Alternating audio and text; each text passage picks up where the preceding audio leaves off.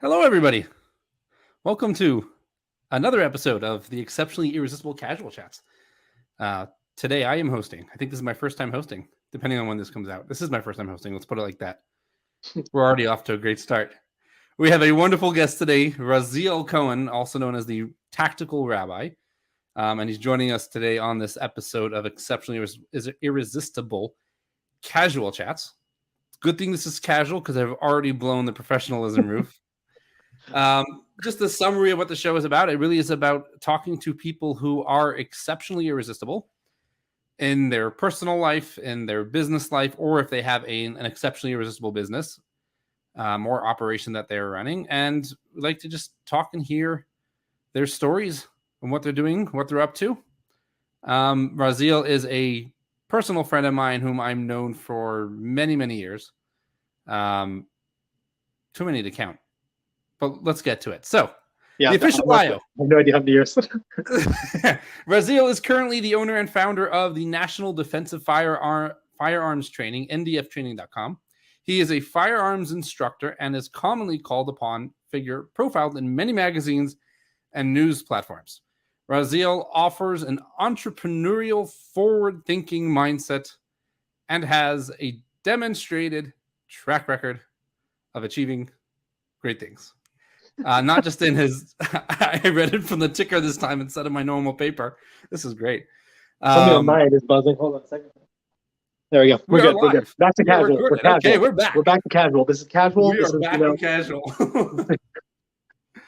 Okay, so Raziel, I've known you since California.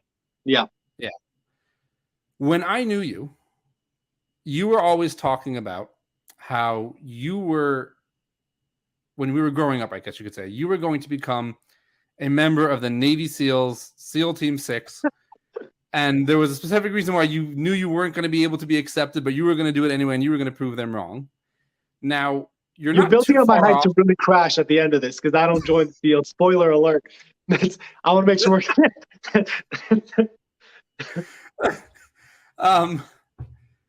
what was I saying? I wanted to be able to join the SEALs. And yes. Amongst all other things, I said, I was going to try to figure out how to do it. Yes, you were going to figure out how to do it. In the end, you didn't end up doing it, but you're not too far off. So you're a Navy SEAL in your own right. There's a very it's an amazing thing how obviously as kids we have certain goals and aspirations of whatever it is, but how they develop into what you realize would actually be the best thing for you. So again, as kids, we might have a certain dream of being able to do a certain thing. Some people might be something like simpler, like I would want to be able to fly a plane. That's something that might be on a lower scale that's much more achievable versus like a life-changing lifetime goal of something else you'd want to be able to do. So for us speaking about it, obviously the biggest hurdle was going to be religion, despite the fact of the most rigorous training process available to the U.S. military and probably any military. The biggest thing in my head was the fact that there are certain protocols in regards to needing to shave off your beard, what holidays would be able to take off, and being able to pray every single day in a consistent manner. That's just not something, definitely at the time, it might have been something that has been changed slightly now, right. But definitely at the time, there was no question in regards to regulation of that not being a concept. So that was immediately something that I knew at the time was going to be a problem. And going forward, it still obviously would be a problem. But the way life kind of alters the direction you plan on taking to be able to ultimately, again, be in the best place for yourself is a very exciting, very cool journey. And just going with the flow really shows how that's able to change and transform over the years. So that's a great point. And we're going to, again, I told you this was not scripted. So we're going to go with whatever imaginary script I had in my head. We're going to go off script. What you brought up there was a very important point for, I think, a lot of people, especially people on the entrepreneurial path or people in life, right? We have this dream, this vision in our head of what we want to do.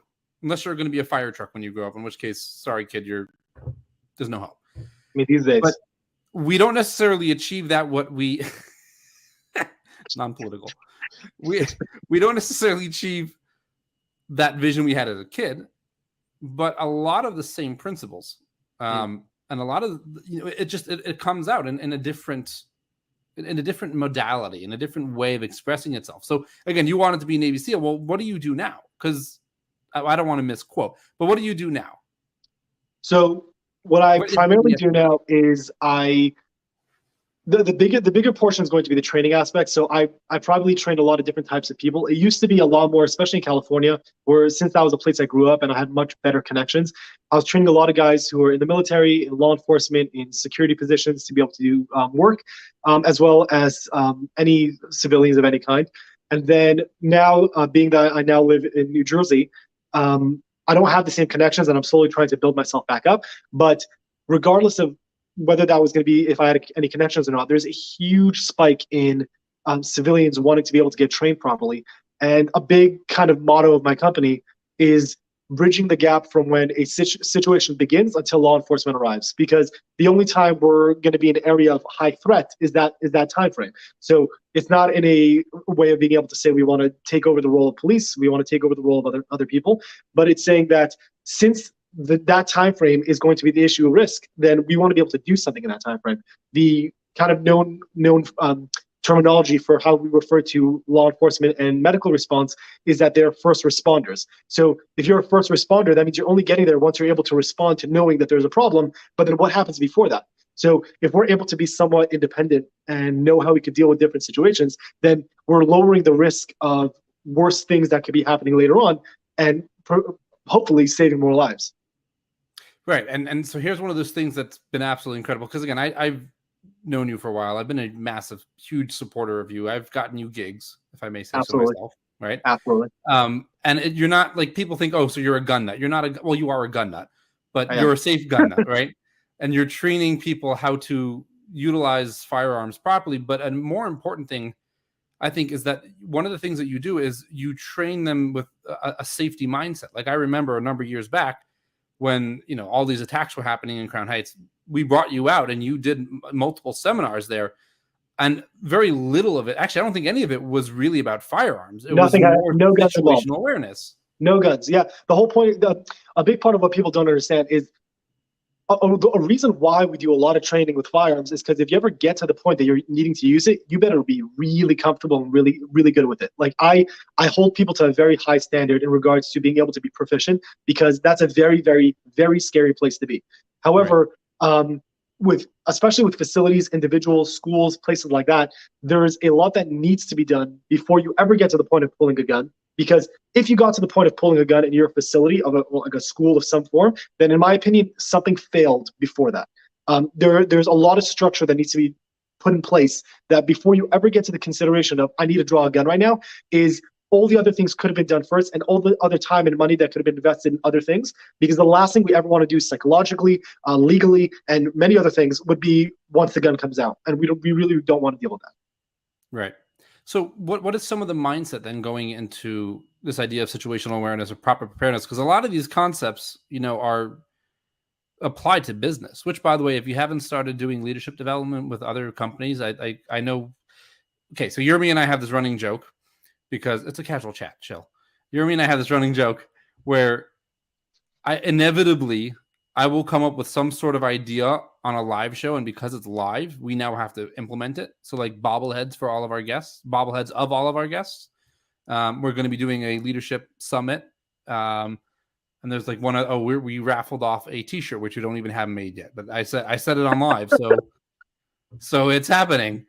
So one of the things I expect to see of you in the future is leadership development, just like Navy SEALs.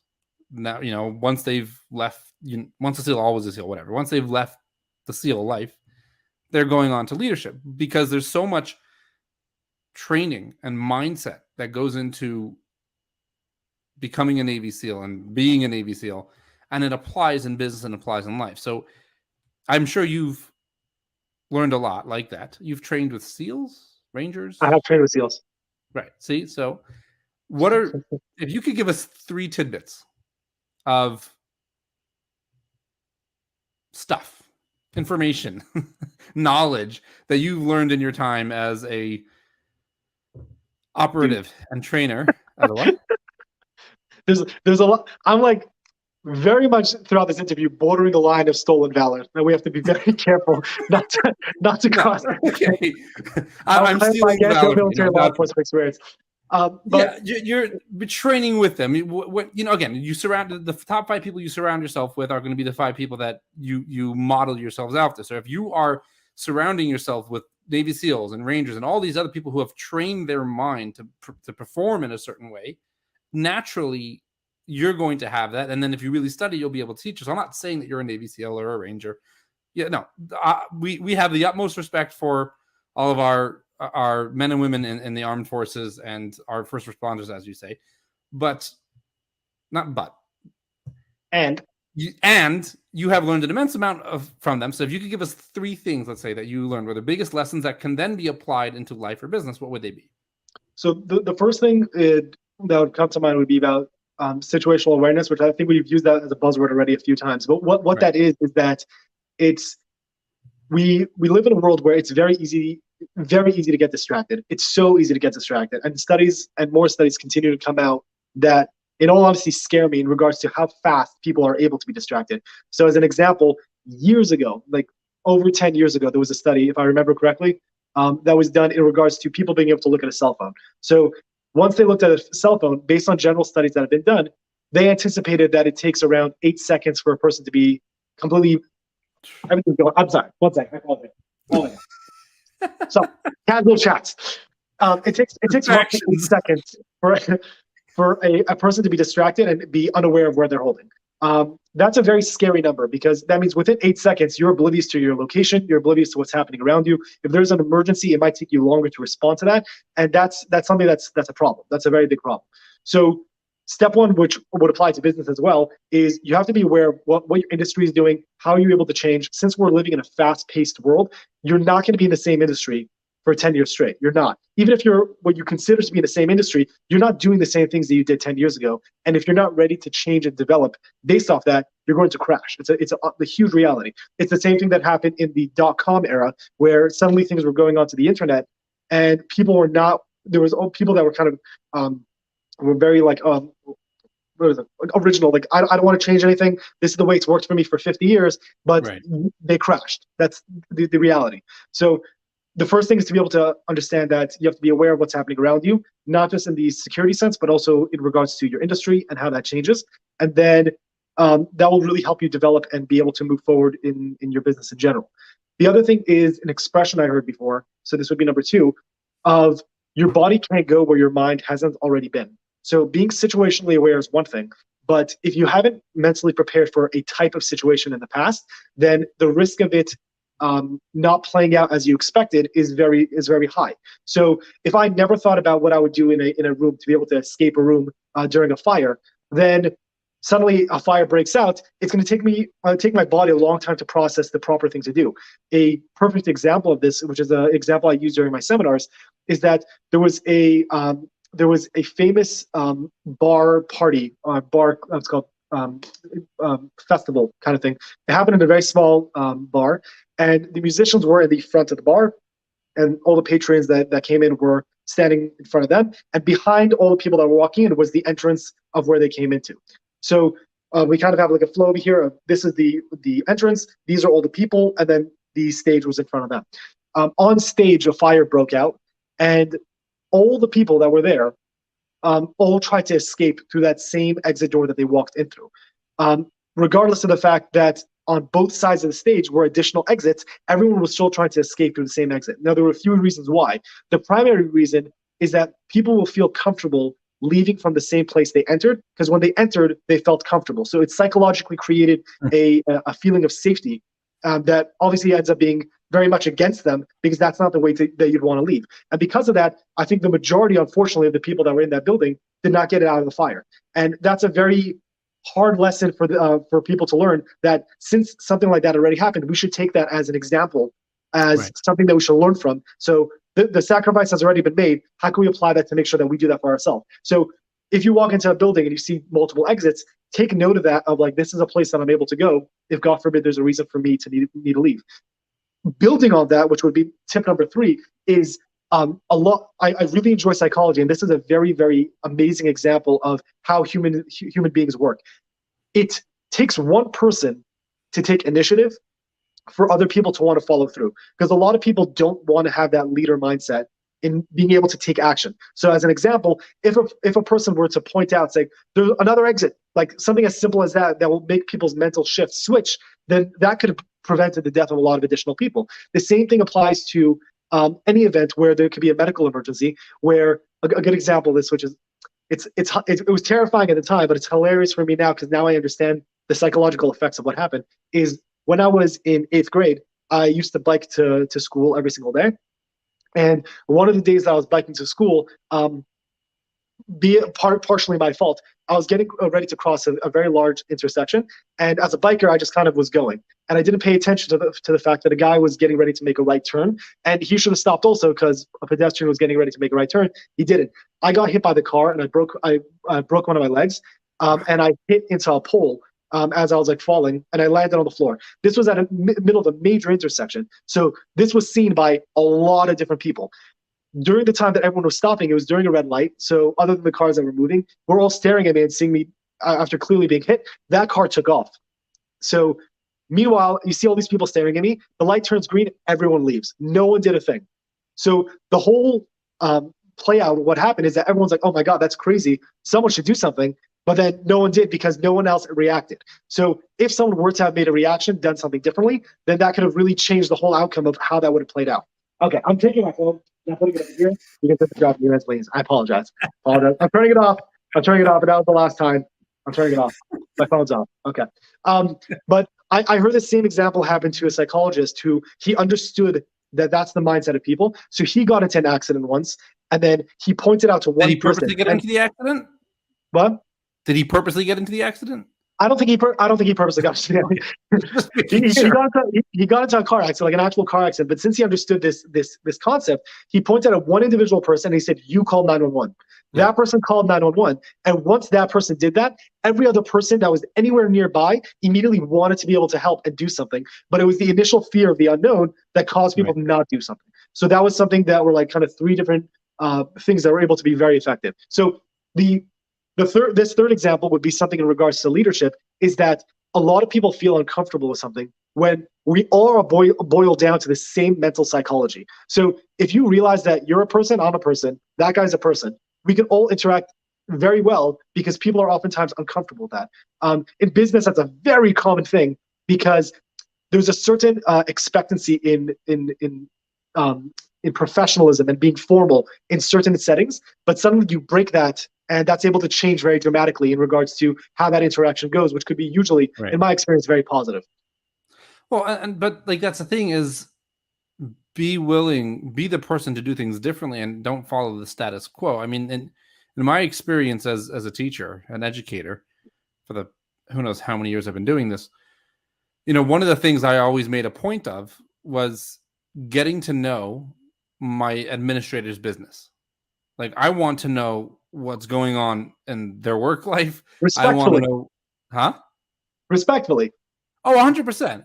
Yeah. But like, I was always on my breaks. I would go to the administrators. I would go to the principal's office and I'd sit down and I'd talk to them. How are things going today?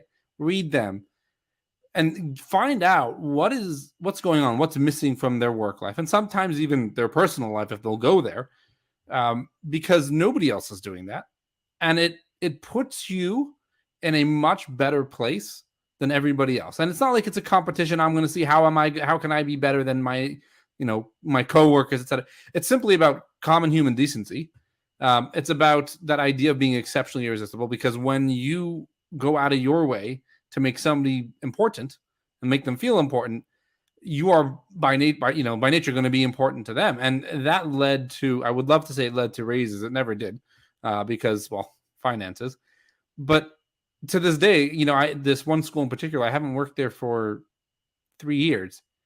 And the principal still emails me, asking me for advice and input and feedback. Why? Because they know that I'm somebody that they can rely on. But who else is doing that? Who else is going to their boss's office or seeing their boss after hours or whatever it is, or even with your customers? Like, be that person who reaches out and engages with individuals outside of the professional realm, so to speak, because that'll lead to so much more success in your business, but also in your life.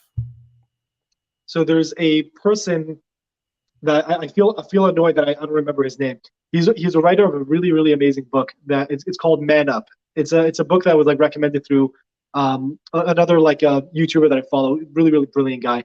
And he was kind of giving his story about how he built up a huge empire for gyms. So he created kind of like this huge empire of really, really nice fitness gyms and things like that. But a huge part of what he was talking about was camaraderie in the workplace. And that from another book that I read, but again, I feel like clearly terrible about not remembering any of the names of anything that I'm talking about. I'm just the same way. Yeah. No. So like the whole thing was talking about how there are different classes of people, and different classes of people will either work really well together in the workplace or really terribly with each other in the workplace. And something for myself is that I've been in a few different like types of industries, is that rule will always apply because we're still all human beings. That, like, going back to that same point, nothing changes industry to industry. It may depend on the way that it's presented, but the end, like the core point is exactly the same. So for him, what he was doing is that he said that randomly he would text each individual employee. Clearly at the time it wasn't that big of a company, but he would text each individual employee and he said, I want to do a lunch with you outside right now at like 12 p.m. Right? So they're like, cool. So at 12 p.m. that individual guy or that individual person, whatever, comes out to meet up with the boss at 12 p.m. But he texted the entire office that same message. So when they all come out at the same time, he had a huge event where he hired every like really cool food truck in the area, and he made it an event for the staff. So enjoy from any of these trucks. It's all paid for, all covered, but it's about growth as a company together. But I want it to be personal. I want you to understand that that's something we're doing as a team to be able to grow. So obviously there's going to be times that you will actually need to do a one-on-one. But the point was that he took the time to individually message each one of his staff members to be able to make that different. So me right now, I'm actually working in like a few different industries. Something I did for myself is that I realized that one of the industries I'm working in that's heavily lacking, it's something that's not being done. And you go to work and the people there still love what they're doing, but you could feel that there could be more. There's always area for growth. So being able to come into the office and just bring donuts, why? Just because, like, have a good time. You're able to be happy at work. You're allowed to have something unique and different that it makes people feel very differently. The biggest thing I've learned is that people are always going to work so much harder for you when they love and respect you than if they're scared and worried about you. So there's always going to be those two types of bosses, but the greatest development of any historical time has been based on that. A great example, by the way, is Google, right? Where Google has a time of year where they'll say, during this time frame, we have no curriculum of how you're supposed to do something. Just be creative and come up with something yourself. To my understanding, that's where Gmail came from, and a few of Google's biggest developments were from that time frame of just do what you want and be happy and like be creative. So why not develop that into a smaller brands, into something that's able to develop as well? Well, I was having a conversation with a gentleman the other night, and we were talking about how everybody talks about, you know, dreaming big and achieving big and becoming multi-millionaires, multi-billionaires, right? Everybody wants their private jet. Everybody wants their Ferrari, their Lamborghini or whatever. And so people, you know, grind it out. And well, what if that's not for everybody? What if people don't want, like, what if you want a simpler life, but you still want to be comfortable? Like, what if you want to be an entrepreneur who is working hard, but is also resting hard? You know, that's one of those things that we work so hard to achieve certain results, but what are we sacrificing in the meantime? Now, again, just like Jeremy says, I will say also, to each their own. Everybody has their own way of doing it. There is no one rule book, one playbook to go by. What I'm discovering in my journey now is that idea of rest is something that I don't hold to a lot, but I need to hold to.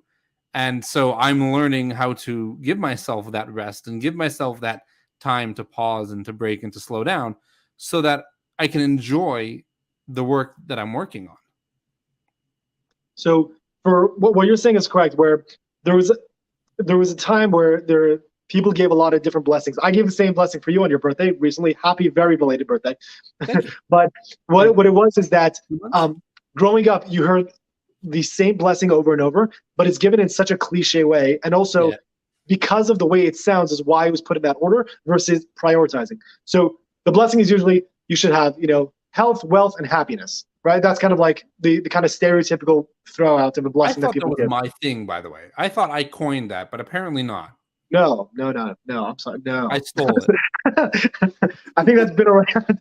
But like the idea is that in my head, that's a very incorrect order if you're doing it based on priority. So for me, I switched it out to happiness, health, and wealth. Because for me, why would you put happiness last? Where I'm giving that as an example because people are like, but health is very important. I'm not saying health isn't important, but if a person is going to be in a hospital bed and be very upset about it, or be in a hospital bed and be very happy, I'm not saying both scenarios are ideal, but I'd rather be a happy person. So for me, there was a time that I kind of sat down for myself and I was thinking, what do I actually want? Like if I had all the money in the world right now, sitting on my couch, I spend however you want, what would you be doing? I genuinely sat there for quite a bit of time and I was thinking, and I said, I would want to make a huge amount of money to give a huge amount of money away. Because shout out to my parents, who I give all credit to, is that the more and more I get older and I realize how much suffering other people are going through and how often you have to turn to yourself and realize how great of a life you are. And I'm saying that no matter what stage you're at, because it's story time. When I was younger, I was probably misbehaving, and validly my father was like, no, bad story thing. time. That's from like Vines. Is it? Oh, yeah. Well, that's probably it. Story time. Okay, anyway, sorry. Go back to your like cutting a few seconds out of their limited time, or whatever. Politics, we'll get into that. But like, well, at some point, I remember when I was younger, I was misbehaving or doing something stupid. So my father kind of did like let me take you somewhere to show you something. Which, by the way, I've only ever heard of as a kid, like in a storybook where like the father had an actual place to go. So I didn't realize it was about to happen to me. Like, where do dads have the secret location of like a life lesson they're able to take their kids to? Whatever. But like, he said, like, I want to show you something. So he takes me to an area downtown. I'm going to explain, by the way, how my father actually had this connection after this. We'll talk about that. But I'll just give the story first. But he said, I want to take you somewhere. He takes me downtown, and he takes me to this like quite a large house. And it looked like a nice house from the outside. We walk into the house, and we realize the house is not a normal house. The whole house is segmented into like different sections with like plywood. Then we go past all that, and we get to the garage. We open up the garage, and the garage is segmented also. So I'm like what kind of, it's like, they look like a bunch of cubicles. And when we get to the garage, we go to the back corner of the garage, like it's like literally the far corner of like the end of this house, of the end of this place. And he knocks on the plywood, and the plywood door opens, and there's a guy sleeping there. And I was very confused. And what happened is that this is one of the people that my father was helping to be able to just keep him alive at a baseline. He was a person who was slowly dying of cancer. He didn't have any family left. He was paying for the corner of a garage $350 a month just to be able to have a place to live. And it literally comprised of a bed and a bookshelf with like different movies that he was able to watch. And that was the extent of his living. That house and that garage shared, I think, 2 bathrooms amongst over 30 people that were living within this complex. And this is how they lived. So after we like left that place and we spoke to this guy and like spoke about what his life was and how he got to this place, my father's like, even that guy, right, is still able to point out things about his life that he's happy with. Like the fact that he's able to say, like, thank God I was able to find a place that I'm able to still be in a enclosed environment versus being on the street and having to fight with gangs and other homeless people to be able to find basic needs. So I'm never going to be at the mental state where I think I could get to that place and still be happy. But God puts everyone in a position where they'd be able to handle the struggles that they're having. So being able to turn around and at least acknowledge the positive things in your life is a very important thing. So for me, having all the money in the world would really be about making sure, obviously, my family was comfortable, making sure that I have an amount separated for my kids' education and things like that. But all the extra money of things that are not considered to be necessity would absolutely be trying to be divided and given to other people who might need it more, because what's the point of having all that money otherwise? Right.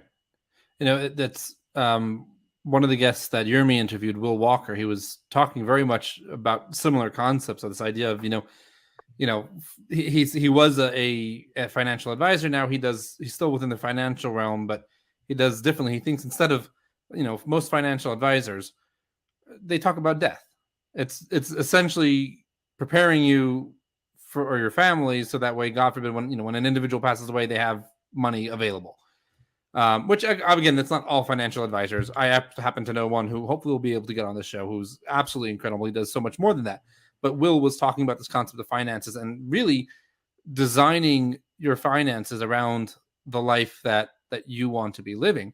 And one of the things that came up for me from what he was saying and from what you're saying is, and it's what I've been thinking about, is again this idea of our finances and what do we want it to do for us. Like having a ton of money to be able to give away would be absolutely incredible. 1,000%. It's one of the things I want to do too. I want to be able to open schools. I want to be able to buy a ranch out here that we can host, self-development, personal development, professional development summits, whatever it may be. But it's also that I want to be able to take care of my family. So that got the way, when I do pass away after 120 years, my kids are at least set up enough to be able to pursue that which they want to. But at the same time, I was thinking deeper into that. I'm like, wait a second. I don't want my kids to be trust fund kids. I don't want them to just come into a ton of money. I would much rather, through my life, give them the knowledge and the experience to then be able to go out there and pursue that which they want to pursue, but more importantly, pursue making a difference and an impact in the world. Because here's the thing, growing up, my family did not have money. As a matter of fact, we were on the receiving end of a lot of charities and community organizations. There was a period in our time when we were in St. Louis, Missouri, where we had an apartment fire, and for 6 months we were essentially homeless. I mean, we were living in people's basements and attics, and I still remember it to this day. But throughout that, I clearly remember my father taking us, around December time, around the holidays. So for us, it was Hanukkah. We would go to the stores with whatever money we had. We would buy toys, whatever we could afford. And it wasn't for us. It was, we got a list of names from the Jewish Federation, and we went to other families and gave those gifts to other kids and to other kids who were living in more dire circumstances than we were. And it was the sort of thing where as a kid, I was like, well, that's not fair. How come they get it and I don't?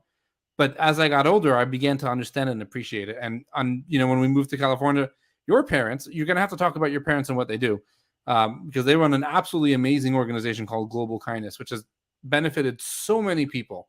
And I don't think not just in LA. I mean, that's the point of Global Kindness. I know that I've partnered up with your parents in various ways to be able to help out people throughout the US. But it's interesting because talk a little bit about what Global Kindness is and how that played into what you're doing now with firearms training and safety training and things like that, because they almost seem like two different things, but you've married them very nicely. And it really does show how our experiences growing up really affect who we become in the future. So my parents run an organization called Global Kindness. It's a nonprofit organization that's based out of Los Angeles.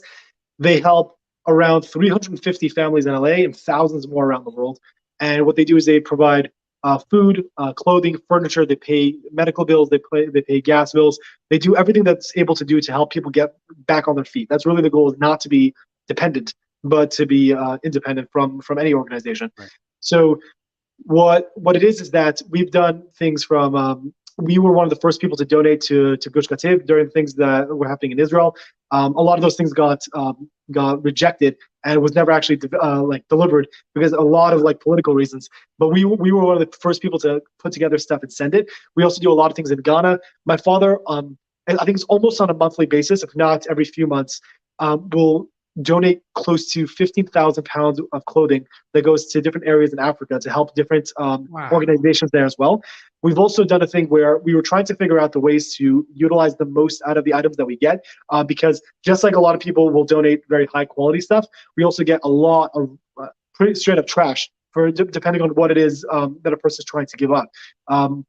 But what we figured out is that there were times that people were donating an individual shoe. So it didn't come in a pair, they just gave the shoe. Or throughout the process of getting it from a delivery all the way to the end, there's many ways where it could have gotten lost and we would end up having one shoe left.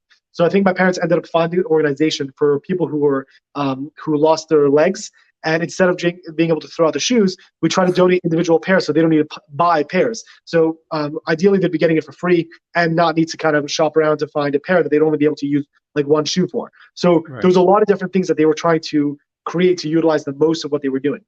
A part of being in an organization like that is that you're naturally going to have people who suffered a lot and deal with either very, very serious psychological disorders, or who throughout the process of their struggle got into some form of narcotics. So there was a time that we were all at home, and I remember hearing like a knock on the door, and we opened up the door, and there was a kid there, and their face was like bleeding, like they were bleeding like very heavily from their face. And we knew who they were. They were like a family that's a part of our organization, and we were like very confused of what was going on. And this kid comes from a very large family, very, very large family. And what we realized was that a few minutes later, we hear another knock on the door, and it was one of the other siblings with the same, being in the same condition. And kid after kid after kid was showing up to our door, and that's what they look like, until the last person that came to the door was the mother, and she was in the same condition as well. And what we realized is that this family that we were dealing with, the father was on a very specific needed medication that he had to take day to day, and either he forgot to take it or something went wrong and he wasn't able to get the medication, and he completely snapped into a person that he's not usually. And he became very violent, and it was a very scary thing. At the time, I was way too young to even consider being able to help doing anything. But what happened was that the husband came down the street, confronted both my parents. The family was in our house at the time, and we had everyone locked up. And he pretty much, he looked at my mother at one point and said, I'm going to come back and I'm going to gut you open like a fish. And we realized, okay, this is kind of intense. Like, this is obviously not a regular situation. Yeah. And I'm not sure how it played out, but at some point, his friends, this father's friends, found out about the situation and how he didn't have the medication. And like straight out of like an action film, a minivan pulled up, the door of the minivan slid open. Two of his friends grabbed him and shoved him into the car, and they drove off. And they took him to like an institution to be able to help him psychologically. And it was unfortunately not too long after that he got very sick and ended up passing away. But wow. It shows the extent of the kind of people we were dealing with, where in that situation, it's very easy to say, let's call 911, right? Where we never know how that could play out or how it'll affect him. If he gets arrested, where validly he could have gotten arrested, and then although it's something that usually would just require medication, we don't know how that would have escalated with law enforcement, especially if he ended up getting a knife, and then what's going to be with his family. So there's a lot of cases where we had situations like that where we didn't file police reports just because we know that this is not who the person is. Is there another way to be able to deal with the situation to get the person help and not try to damage the family long term? However, in that kind of situation, we never know how things were able to escalate if possible. So that was kind of one of those times where the expression, don't mistake my kindness for weakness, come into mind, where like, I will do everything I can to try to help as many people as I can, but it doesn't come with the fact that we'll be willing to be taking this lightly. If we need to do something to be able to protect people, we'll do that. But we also hope that we never get to that position where it's necessary. So the other thing, I mean, that's incredible. And the way you've taken it into your safety and firearms training and situational awareness. And the other thing I want to point out there was this, people will be present. And obviously that's a very extreme case, right? Yeah. God willing, it doesn't happen. And hopefully it never happens again. It's happened again, but we'll talk about it another time. Right. Well, but I'm saying like in other people's lives. But the thing is, like, your parents, for all intents and purposes, they could have called it quits right then and there. They could have said, we're no longer doing this. It's too much of a risk. It's too much of a risk to their family, to their kids, because your parents are very accessible, and it's like, and they're always around, and they're incredibly wonderful people, and they could have called it quits, but they didn't, and I'm sure they kind of even leaned in further. But then what that showed you was the strength, and I'm guessing, but it's what I'm taking from it, is it showed you their strength and the importance of this, but it built upon that another layer, another level of, well, okay, so how do we continue to build this business this organization into something better, where now we can continue to provide this, but at a much higher level, at a much safer level. And I think that's a very important thing for everybody to understand, is we're going to come across situations, which God willing won't be as bad as that. Unfortunately, it happens. But when you come across the situations, see how you can double down and make it even better. How can you make your organization? How can you make your business? How can you make your life that much better? I mean, listen, I'm not one to talk about struggle. I've had my fair share of struggles, but I'm not one to say that my things are worse than anybody else's. No, But no one's able to say that because no one could compare it. Well, and you know what really taught me that was there's this amazing book called The Choice by Dr. Edith Ava Eger. And she is a therapist based out of, if I remember correctly, Austin, Texas. And she went through the Holocaust, and she had horrible things happen as a kid. And she comes out of it, and the whole premise, she's being called the female Viktor Frankl, because it's a very similar mindset. Her whole thing is you have a choice as to whether you are going to be a victim or whether you are going to be a victor, essentially. She said, how does she say? She said you can be victimized, but you don't have to be a victim.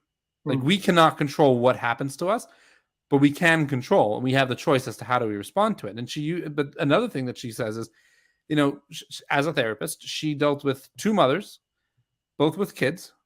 One of them was a woman who, she was a mother, and she came to her complaining, but in one of the therapy sessions, they were talking about how her husband just bought her this car that she wanted, a convertible, whatever, but it was pink instead of the blue that she wanted. And she broke down crying, right? Now you're making the face. And when I read this, I made the face too. I was like, really, lady, that's your problems? Especially when you compare it to the other woman that she had in her office right before that, who was a mother of a young child who was diagnosed with terminal cancer, and like the doctor said there's no hope. So you and I, who do we say was having a worse life? The mother with a child with cancer, right? What she points out, though, is that you cannot compare, because to the woman who got the wrong car, that was just the latest iteration of all the things that went wrong in her life. So it could be she's in a bad relationship. It could be that when she was a kid, something like, we don't know what happened. And for the woman whose child is dying, again, it's very serious and very severe, and we're more naturally inclined to feel for them. But we can't compare, because each of us are going through our own struggles and our own challenges and our own hardships. And it's not for us to compare ourselves one to the other and say, oh, poo-poo us, or oh, poo-poo you. It's, I'm going through my struggles. Let me go through them. Let me learn from them. And then let me teach them. And let me look at what other people's struggles are. And, thank God I don't have them, but then see how can I help them? So to kind of add to it a little bit, but also almost go completely off topic at the same time, is that, so I put out, right now, again, with our generation, you mentioned Vine earlier, we're getting more and more to a point that people are not interested in taking a lot of time to do things, where everything has to be very quick. There has to be even the way I currently edit videos is that every few seconds there has to be some kind of change or alteration or whatever to keep people interested in watching, which is crazy. Again, it just adds to that need of immediate stuff.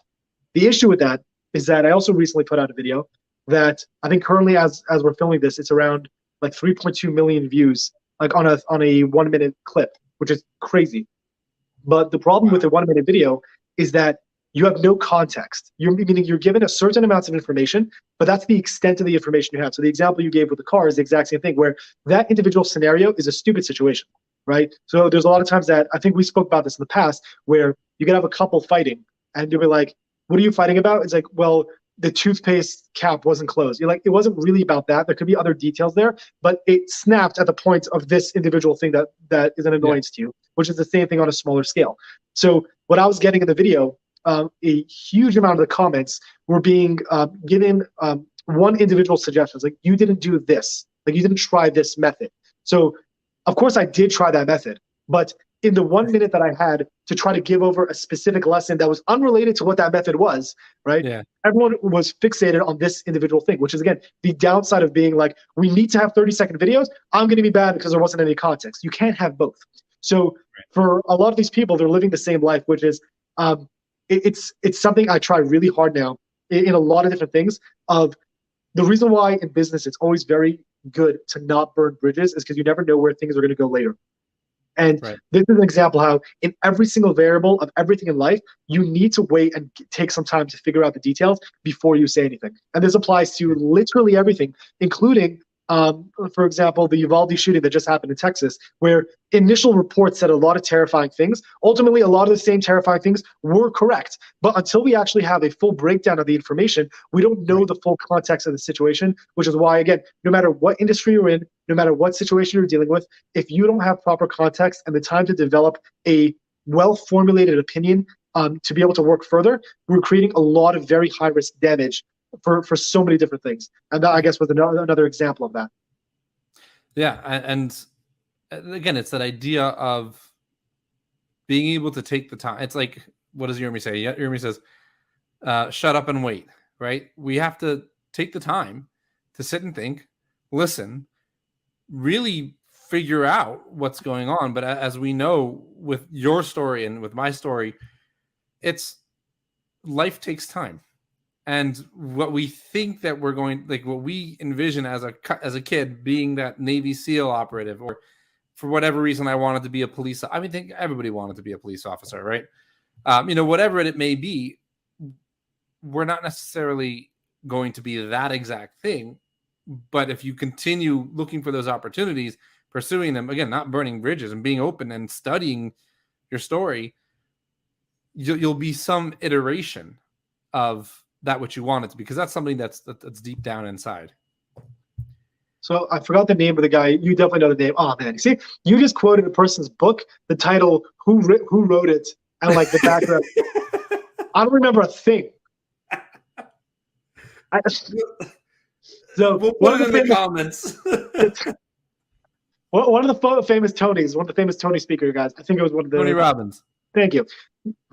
That guy. I'm pretty sure. I'm pretty sure it was his quote, but I think he said something along the lines of like, people don't realize what they're able to accomplish in a year, but not what they really could accomplish within like 10 years or something. It was something along the line. The point is that, again, going back to the generation of ridiculous speed, is that you might anticipate being able to accomplish something within a month, but you don't realize that with proper slow development, it's going to take time until it actually hits and it knocks off. I'm going back to an example with my current YouTube channel.